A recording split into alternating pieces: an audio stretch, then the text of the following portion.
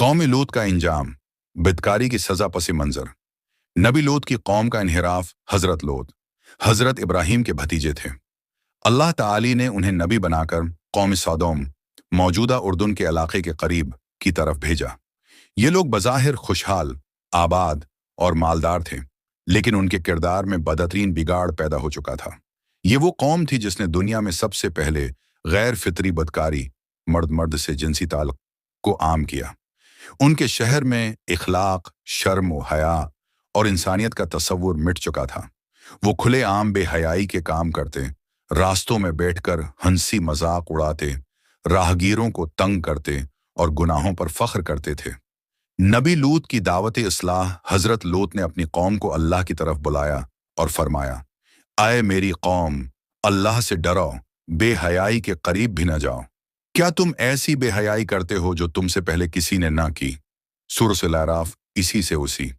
उन्होंने उन्हें समझाया कि ये अमल न सिर्फ फितरत के खिलाफ है, बल्कि अल्लाह की नाफरमानी भी है।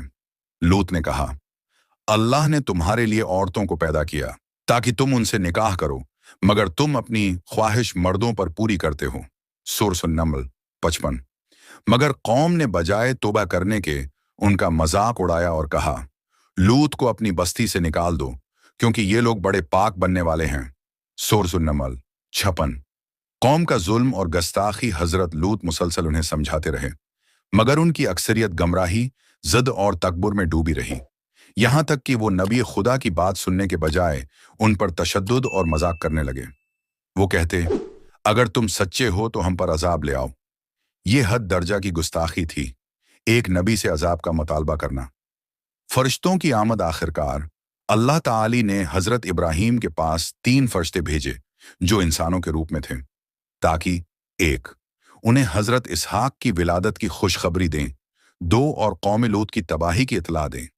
फिर वो फरिश्ते हजरत लूत के पास सदूम पहुंचे।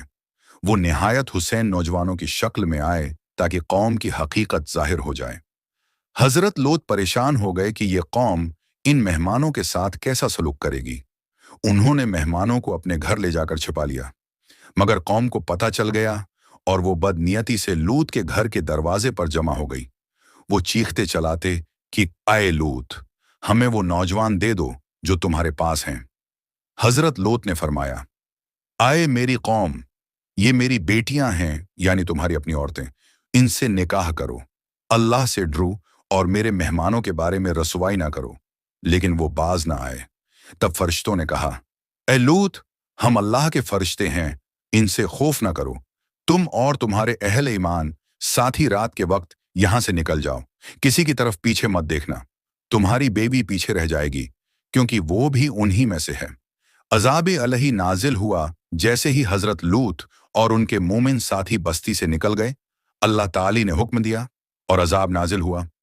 फिर जब हमारा हुक्म आया तो हमने उस बस्ती को ऊपर नीचे कर दिया और उन पर पकी हुई कंकरियों की बारिश बरसाई, एक के बाद एक। सूरह हूद 82 से 83। जमीन उलट गई, पहाड़ों जैसी चीख गूंजी और पूरी बस्ती तबाह हो गई। आसमान से पत्थरों की बारिश हुई जिन पर नाम कंदा थे। हर पत्थर अपने मुजरिम पर गिरा। वो खूबसूरत शहर जो गुनाहों की आमाजगाह बन चुका था, लम्हों में मिट्टी का ढेर बन गया।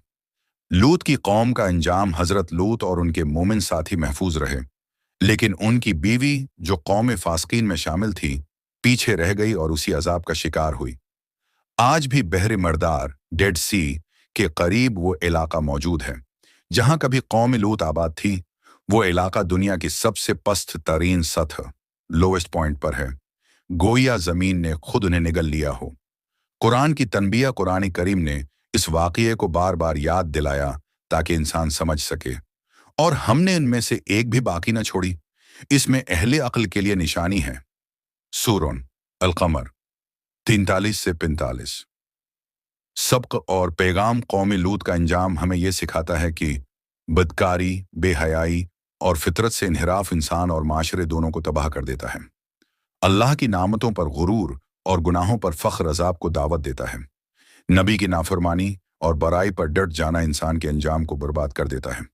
अल्लाह ताली फरमाता है, ये अल्लाह की मुकर्रर करदा हुदूद हैं, बस इनसे आगे न बढ़ो, और जो अल्लाह की हुदूद से तजावुज करेगा वही जालिम है।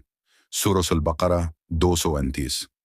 नतीजा, कौम लूत की तबाही एक अबरतनाक मिसाल है कि जब गुनाह आम हो जाएं और लोग नसीहत कबूल न करें तो अल्लाह की पकड़ बहुत सख्त होती है।